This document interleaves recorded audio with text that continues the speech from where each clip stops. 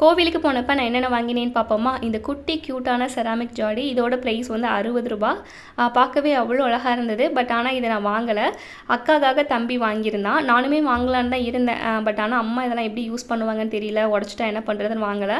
அப்புறம் இடிக்கல் வாங்கியிருந்தேன். அதோட ப்ரைஸ் ரூ. 100. இந்த பெரிய ஜாடியோட ப்ரைஸ் ரூ. 300. இதுவுமே வந்து நான் வாங்க வேணான்னு தான் நினச்சேன். பட் ஆனால் விட்டுட்டு வர மனசு இல்லை. பார்க்கவே அவ்வளோ அழகாக இருந்ததுன்னு வாங்கியிருந்தேன். அப்புறம் வந்து சந்தனம் மஞ்சள்லாம் உரசுற மாதிரி கல் வாங்கியிருந்தேன். அதோட ப்ரைஸ் ரூ. 60.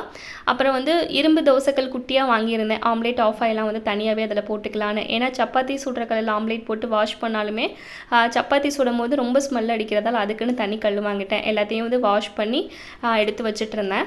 அன்றைக்கி சாக்லேட் கேக் ஆர்டர் வந்திருந்தது. சாக்லேட் கேக் பண்ணுறது இதான் ஃபர்ஸ்ட் டைம். ஃப்ரெண்டு தான் ஆர்டர் பண்ணியிருந்தா. சரி ட்ரிப்பிங் டிசைன் விடலான்னு சொல்லிட்டு ஃபஸ்ட்டு ஸ்பூனில் விட்டேன். ஒன்றும் சரிப்பட்டு வரலன்னு பைப்பிங் பேக்கில் சாக்லேட் போட்டு ட்ரிப்பிங் விட்டேன். அவ்வளோ அழகாக வந்திருந்தது. அப்புறம் எப்பவும் போகிற டிசைன் போட்டுட்டு பார்த்தா கொஞ்சம் எம்டியாக இருக்கிறதால கொஞ்சம் கோல்டன் கலர் ஸ்ப்ரிங்கிள்ஸ் போட்டு அவள் என்ன எழுத சொன்னாலும் எழுதி பேக் பண்ணிக்கிட்டு இருந்தேன். வீட்டுக்கும் எக்ஸ்ட்ரா வந்து ஒரு 1/2 kg வந்து சாக்லேட் கேக் பண்ணுறதுக்காக ரெடி பண்ணியிருந்தேன். அதுவுமே வந்து ஃப்ராஸ்டிங் பண்ணிக்கிட்டு இருந்தேன். அதுக்குமே ட்ரிப்பிங் டிசைன் கொடுத்துட்டு பேலன்ஸ் வந்து மெல்ட் பண்ண சாக்லேட் இருந்ததால் மேலே ஃபுல்லாக கோட் பண்ணிட்டேன். அப்புறம் வந்து இந்த டிசைன் எனக்கு ரொம்ப நாளாக வந்து பண்ணணும்னு ஆசைன்னு சொல்லிட்டு அதே டிசைன் பண்ணியிருந்தேன். பட் இதுக்கு முன்னாடி எனக்கு சரியாக வராது. இப்போ அவ்வளோ அழகாக வந்திருந்தது. எக்ஸ்ட்ரா க்ரீம் இருந்ததால் அந்த ஒயிட் கலர் க்ரீமும் கொடுத்துட்டு கேக் கட் பண்ணி சாப்பிட்டாச்சு.